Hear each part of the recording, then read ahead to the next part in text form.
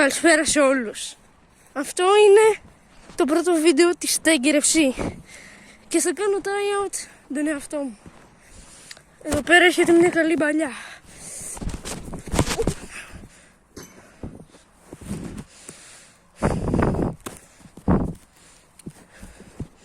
Μπορείτε να μας κάνετε subscribe, like και follow στο TikTok. Έχετε με μια καλή πάσα.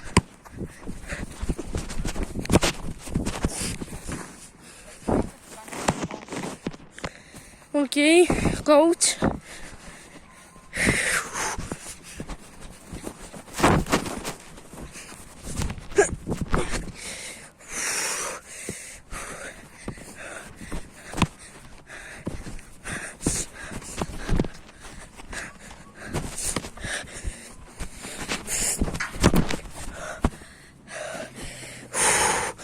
Εδώ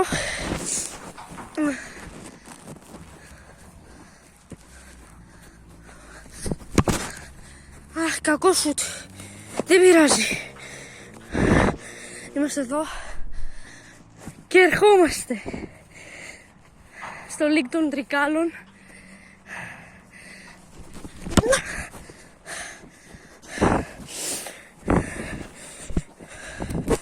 Θα κάνουμε και άλλες μεταγραφές, να κάνουμε καλύτερη την ομάδα.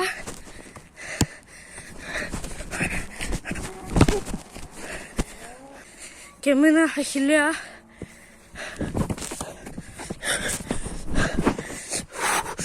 είναι λίγο δύσκολο. Είναι λίγο δύσκολο να κάνω καλά σουτ. Δεν μπορώ παρά να είσαι καλή. Γιατί είμαστε λίγο low budget εδώ, από ό,τι καταλαβαίνετε. Έχουμε βάλει μια ζώνη.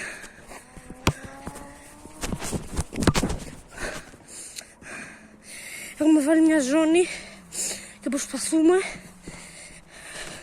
να βάλουμε το κινητό μέσα στη ζώνη.